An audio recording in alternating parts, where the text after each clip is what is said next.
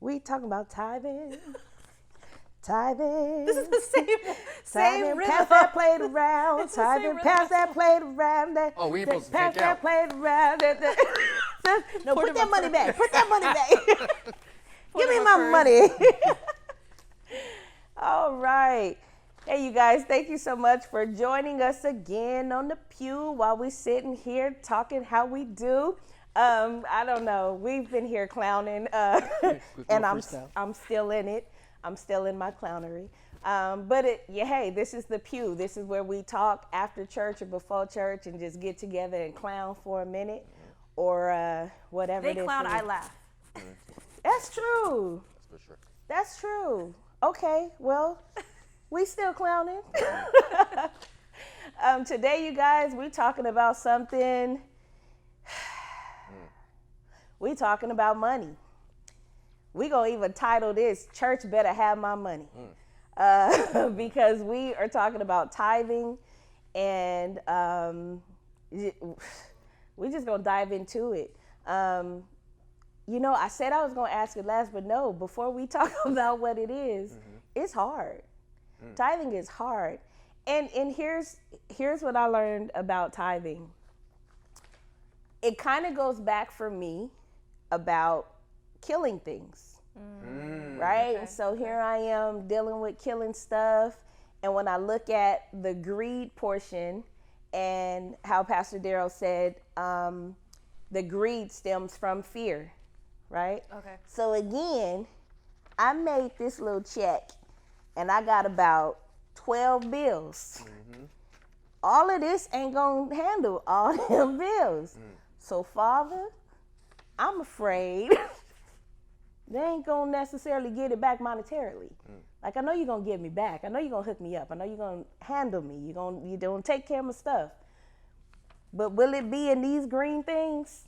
Will I get it back in these green things? Because a lot of people, I've heard so many pastors say that if you give, they make you think that you'll get it back monetarily. Yeah. And that's not, I don't believe that's true. I don't think that's a true statement. I don't think it is either. Yeah, that's not even the whole reason for tithing. It's not to get it back. And I know we'll see. I know if you're up like me at 2 a.m.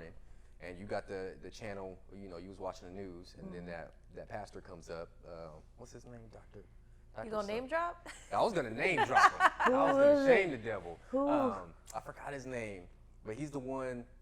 Just leave your TV on. He's the one that talks about you give me a seed, this, and you sow a seed of this much amount of money. I think I literally seen him probably 3 days ago. Yeah. And he was talking about a minimum seed of $1,000. Wow, really? Yes, and he was talking about how much money you would get back, how much blessing you are See? sowing into. 3 days ago? It was like three days ago, maybe. Like he come on. I think he come on nightly. He definitely comes on Sunday because he try to, you know, on the Saturday night into Sunday because he be trying to, you know, catch people. But he be on regular night. But I agree with you. It's not a transition. It's not a monetary. This isn't a fund that you're giving into. You're not investing to get money. Investing in to get money out. That's not what tithing is. Right. And I mean, this is a side note, and it's so off topic. But Mike, what type of TV did you have that it runs through? Like, do you have TV like cable that it runs all night? And What do you mean? you know, like, because TVs, everybody you got use Netflix, Netflix. Hulu, you know, Like, we ain't got direct cable. TV. Like, that's a bill. Xfinity. That's- Xfinity. Oh, yeah, cable. That's cable, right? And I know it's so off topic, but it's been years since, you know, shows just keep coming without me having to be like, okay, I want to watch this show. And you couldn't record back in the day either. No. You had to be on Sunday right. morning, 9 o'clock, You whatever had to it be is. sitting there. Yeah. Weren't those the days? And then to be continued, you literally had to wait a whole week. And now it on wouldn't Netflix, come back. Oh no, you could could watch. I love it. I love it. Watch but all the They drop a whole series. I a whole just had season. to. But I had anyways. to know. Oh yeah. I'm Because- sorry. Regular TV. Regular TV. Yeah, I didn't have to ask him. Hey, are you still watching this? I hate Yeah. that. No. Stop asking me. Watching. I don't feel guilty, okay? Right, there needs to be a censor. There needs to be a censor on Did the I TV say you could ask me that? that says I'm moving Yes. moving. So This yes, is the I'm still watching. 8th episode of the 3rd season I've been watching. I'm Thank you. still watching this thing. Netflix is shaming y'all. Yes. Like, That's so sad. You said, are you still watching? You hit yes. They said, are you sure? yeah. Does this? No, it didn't say that. Mike, I was like, wait, does it say that? I've asked you twice. Because I didn't let it sit there long enough. I'd be like, yeah, I'm here. Oh man. Tithing. Tithing. Come on, see, that's how. Yeah. Tithing. So, what is tithing? What is it? Or is it even necessary for the church to tithe now? And so, tithing, you guys, simply is, and I like to say simply, but in the Old Testament, the word tithe means a tenth.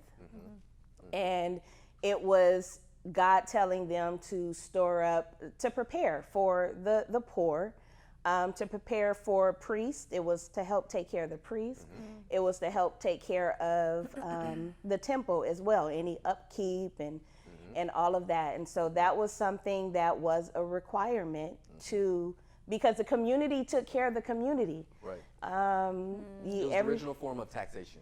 That's it. The original form of taxation. And I know now we think of taxation as a bad word, but it was a collective fund. It was collected. It was supposed to be, we take a little bit of everybody, we have a big fund, and we pay our, like you said, priest, tabernacle, and the poor, widowed specifically. Yeah. Oh yeah, the widows. Yeah. Yeah. And to take care of them, yes. So it was really necessary. It was a huge requirement for the community to grow, for the community to thrive. And I believe that God is, and not just was, but is really big on, each person taking care of the next person, each person caring for in any type of way. So making sure that, and so I can get taxes now. I understand that, the concept. Sometimes I get mad though when I look at my check and it's like, And you work for the state. And I work for the state. 30% plus.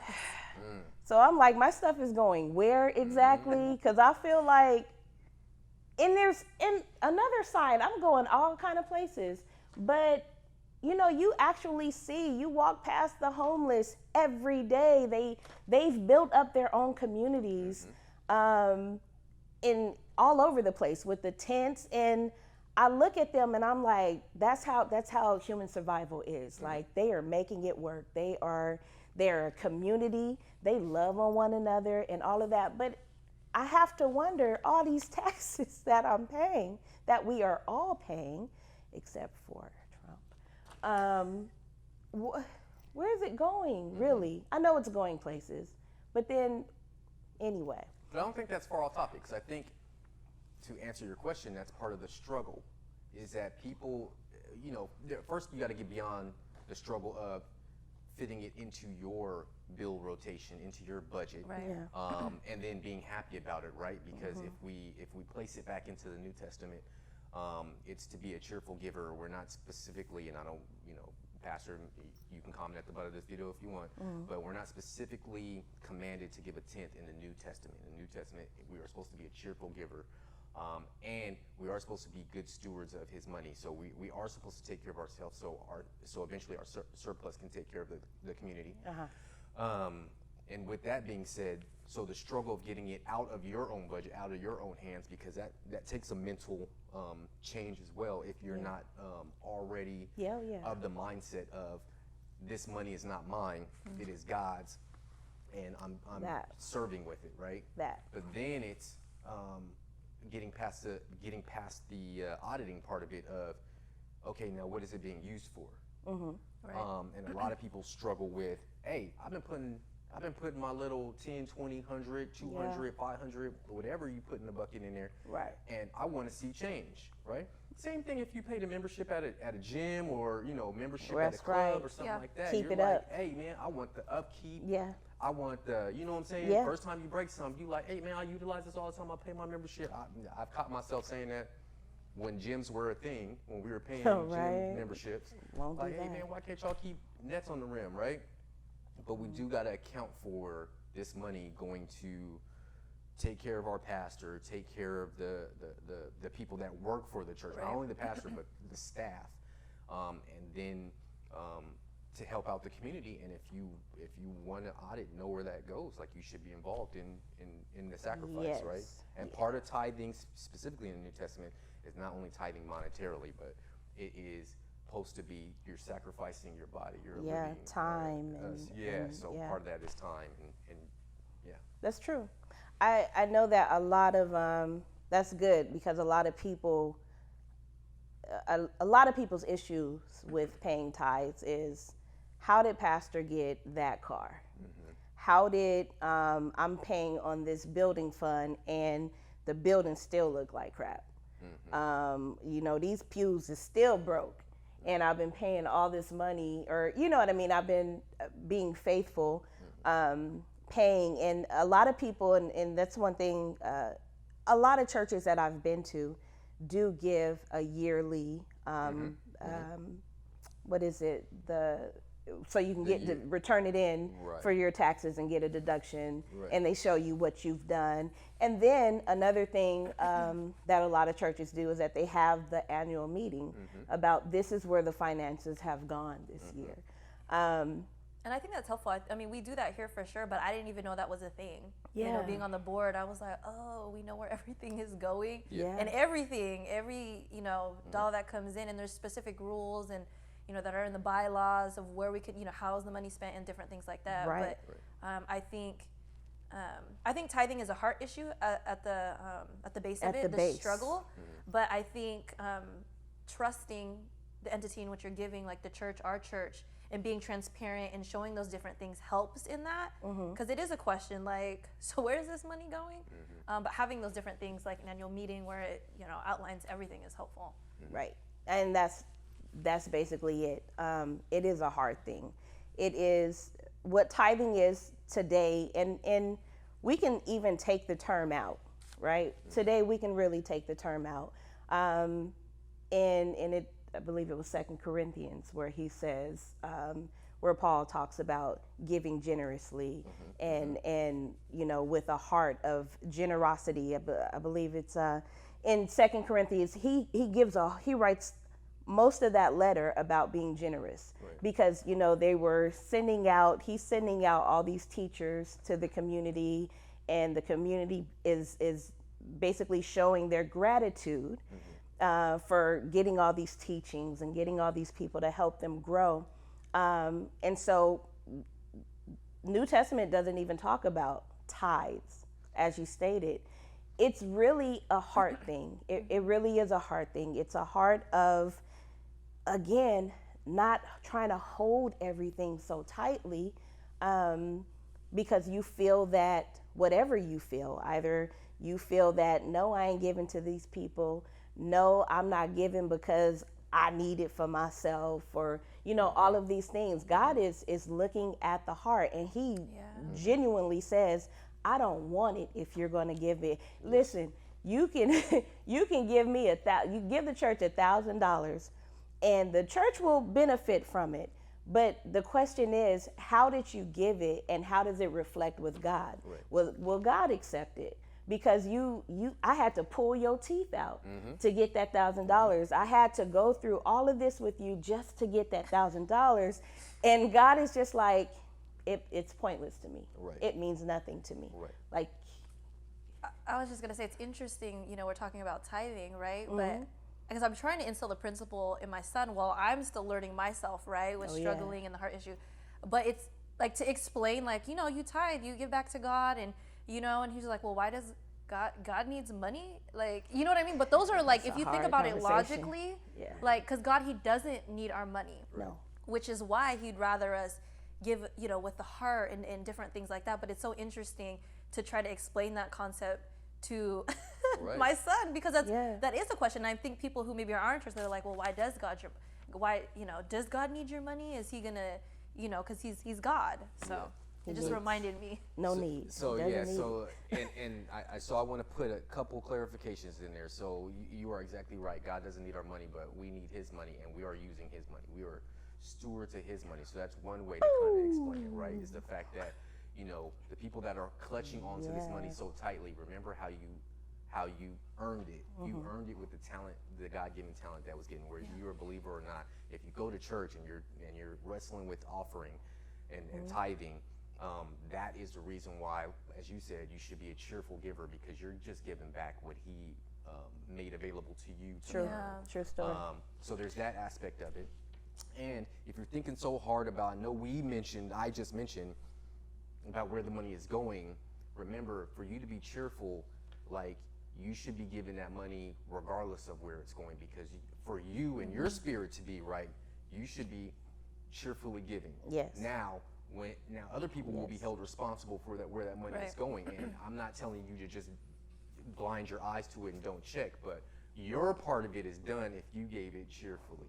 And we were saying about the tithing not being in the New Testament, but there is still a function for tithing in comparison to offering, but because tithing is the functional operation for the cost. Operation of things. Yes, and offering is for the extra. It's the above and beyond. It's more of your heart. Exactly. It's more of the pouring out of your heart and the trusting. So tithing is the obedience, which is your respect and your love for God and honoring the people that He's placed before you to feed the community, to feed your spirit, to do all of these things, and even the location, whatever that may be. But then the offering comes in, and it's also it's an additional pouring out of your love in obedience, because it also says give what He told you to give. Right. Like, there are going to be different times that is going to be, it's going to be a different amount, or it's going to be in a different way, as you stated before. It's not just monetary in your generosity, in your offering. So the tithing is the base, just the basic love and the basic admiration and respect for God, of saying, I trust you, right? And then the offering is the additional pour out of that thing, of saying, listen, I know you got, you got me. And then when you think of generously, give generously, generously is not based upon what I have, right? Because I can give beyond what I really can give. It doesn't, when it says generously, it's mainly speaking about, again, I get back to the heart of it. What was the woman who gave her last? The 2 pennies? She gave her last, and that was that generosity that just spilled over. It's not predicated on exactly how much you have, but it's predicated on just your heart alone. So and it's a struggle, though, and I get the struggle piece. And then we talk about we talk about people not wanting to give to, because the pastor taking all my money.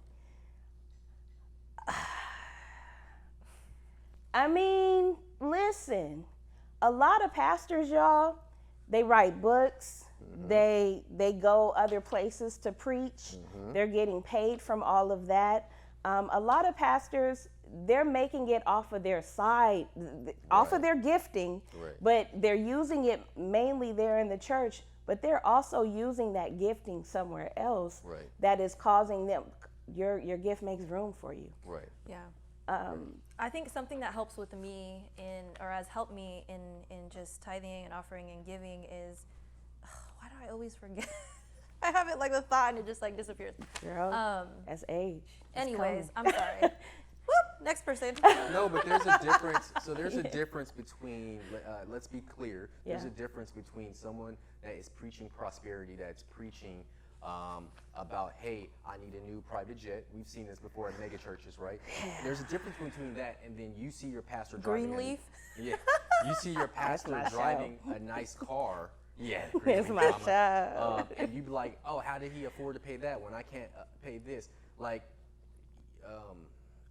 you should not really be trying to take account of how the pastor made his money because you didn't make your money. That's not his responsibility. And that ain't your business. It's not your business. That but like part. you said, a lot of these pastors use their talent to have side hustles, legitimately talent-based side hustles, and they make their money. Right. Right? They're not asking the congregation for a private jet for them. Right. there's a wage that is paid to them as well, and then they get out there and write books and have speaking engagements and visit, and they're visiting pastors and stuff like that. So let's be clear. There is a way for the pastor to earn wages and to make money. Yeah. Don't predicate that on your offering. Again, your offering is your responsibility between you and God. Exactly. And what you're doing. That's good. It's between you and God. Well, and this is what I was gonna say is that what helps me when just understanding, because I didn't grow up in church, right? Yeah. So like membership, tithing, it just really didn't make sense to me, to be honest. But obviously I'm learning. But all these, like my growth as a Christian, me getting freedom, deliverance, learning from different ministries, they all literally cost money. They cost money to produce the books that I've read, to like where the sermon is getting preached. Like there are like monetary costs, because everything costs money. And in order for God's kingdom to be furthered, nothing you can do without that's money. what I'm saying. It costs money. And so when I think about the ministries like this church that has blessed me, if I want those people to be impacted by it, it costs money. Yes. Right. And my freedom and everything that God has given me is priceless, right? Yeah. And that's why it helps me to give from a place of gratitude. And even though I may not have all the answers, that's what I tried to explain to my son. It's like, I've been so blessed by this ministry and that ministry, and it then becomes a place of gratitude. Yeah. While also knowing, like, people got, this costs money, the church costs money. All of it. You know what I mean? The whole operation yeah, of it. exactly. Yeah. So. The whole operation of it. It is, it's interesting because, to be real, there are thieves in the temple. There are definitely some pastors, preachers, whatever, churches that steal. I'm gonna be really real. I'm sure it happens because it was in the Bible. It happened in the Bible. There were priests that were stealing the money. And I think it's Malachi. Most of chapter 3 of Malachi was written because the priests were stealing the money. And so, yeah, it does happen. But what we have to remember is, just as you stated, we're giving unto the Lord. We're giving to him, and then what he does with it, or what someone does with it in an evil way, God will handle that. Yeah. But there is a blessing attached to the obedience of tithing. There's a blessing. And then I'll also say this: if you are a part of a church that you don't feel 100% comfortable with tithing with, go to another church. That's really, I feel that with my whole heart, because I feel like you should feel comfortable wherever you're worshiping to be obedient, to let go. And not feel coerced or manipulated, or, you know what I mean? Like, oh, if I do this, then, God's going to get me for it. Like, those are legit instilled fears in the church that I've heard people had. No, it is. And I'm like, what? It is. That's not my God. Yeah. You know what I mean? So. Listen, I've been in church services What? where by the third plate, that went around by Did they the pass it third around 3 times? at separate times. Oh, okay. At separate times during the same service. Right. By the third plate, and when you got a pastor up there saying something like, "I know, come on, there ain't nobody putting up. I know you got some," and we literally stay on somebody stand up and bring more money to this bucket for another 10, 15 minutes. Right. I'm going to tell you, listen, if you're turned off, if that turns you off, I promise you and I guarantee you there is somewhere else for you to go that will make you feel comfortable with it. Right. They won't beg you. You shouldn't have to beg me. You should not have to beg me. I know, as a person that has a relation with Christ, and I struggle. I'm very transparent. I struggle because, as I stated, this check and these bills and this check, you know what I'm saying? Not equating. It don't always, so I just know that if you're sitting somewhere, if you're dealing with something, dealing with any type of church that you are going to. Now, I know sometimes we put our mouth on different churches. We're not even a part of it. Don't worry about them. God's going to handle them. But if you're sitting in a church and you don't feel comfortable with paying your tithes, you don't feel comfortable with testing God and trying God to see what he will do with your obedience, and you don't feel comfortable handing over that money, flee. Ask the Lord to send you somewhere else where you will feel comfortable, because there are blessings. They're just attached. And yeah, it's not always monetary. It's in so many other ways. And when you get to a point when you are tithing regularly, you don't really miss it. Like, it's not even, all of a sudden stuff just starts happening. That's true. Like, what? This is what happens when I give. That's real. It just starts happening. And God says, just try me and see. Like, in every aspect, in every area of things, if you just try me, especially with your money is the root. It is the root of evil. It's not evil, but it is the root of. And if you try to horn it in and you try to just I promise you, if you let go of your hand, if you just let go. Open it up. If you just open up your hand, there's no way you can hold enough. You can't hold more than what God has for you, right? There's no way. So if you just look at this little hand, I got little hands. And if I hold it, they are little, they're little. But if you just keep trying to hold on to something, and he got this big, massive bowl that has no bottom to it. There's no bottom to the bowl, and you holding on to this. I encourage y'all. I encourage you. I'm getting better. I'm working on getting better. It is a focus to let go and stop being fearful, and just trying God to see what he's going to do. And I think that's one of the things is when I've struggled with it, we don't have time for this, but like before taxes, after taxes, what is a tenth? Could it be in my time? So all this different kind of stuff. That part. But the main root of it, like, first of all, ask God how much, in my opinion, because we're all different. You could be a single mom, whatever it is. But second, he's usually like, well, why don't you? Like, what's going on? Is there a reason why? And it's because, well, I'm afraid that this bill's not going to get paid, or what if, you know what I mean? And usually he speaks to the heart issue of it. You know what I mean? It's usually from a place of fear, really. It's it. That's it. That's with me personally. It's just like, oh, okay. That's and I don't ever want to align myself with fear, right? And the times that I did step out in obedience, God's been told me he's my provider, and he has not let up on that. Like, he hasn't lied to me, like, right, ever. Like, ever. And he won't ever, and he never will. So. Ever. And it feels super dope after you've done it. You know what I mean? After you've done something that was such a sacrifice, that was a stretch, and all of that, because you think about all the shoes you could have got. It's a real thought. It's a real thought. Really, and that's a good point. You start to think about the opportunity cost of what you're missing out on, or what you don't have the willpower to wait for next month to get.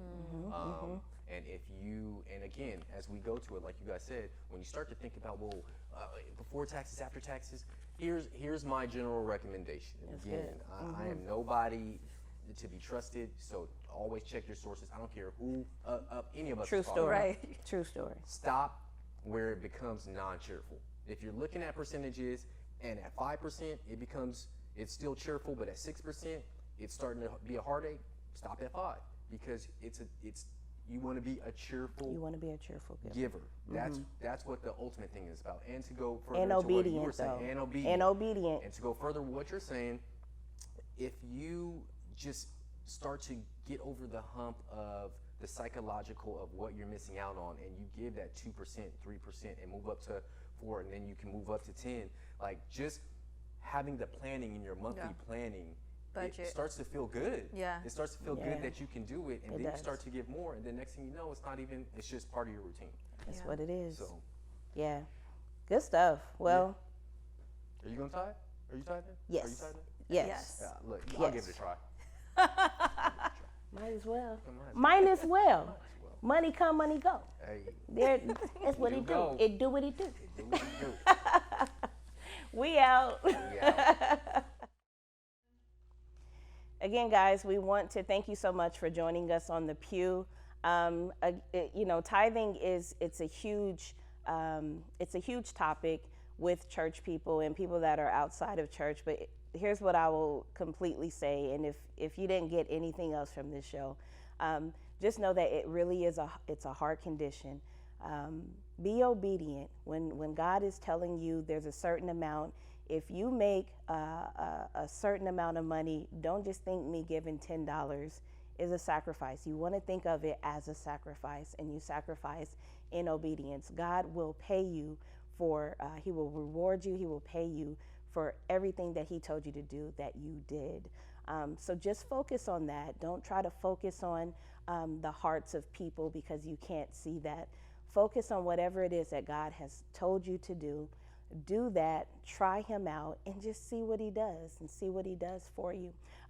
We hope that you guys will subscribe, that you would like to this channel, comment, tell us what we're doing good or what maybe you don't like. Talk to us. We want to hear and see what you guys have to say.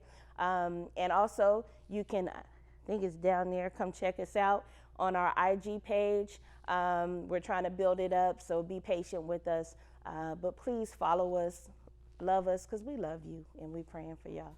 Holla at you.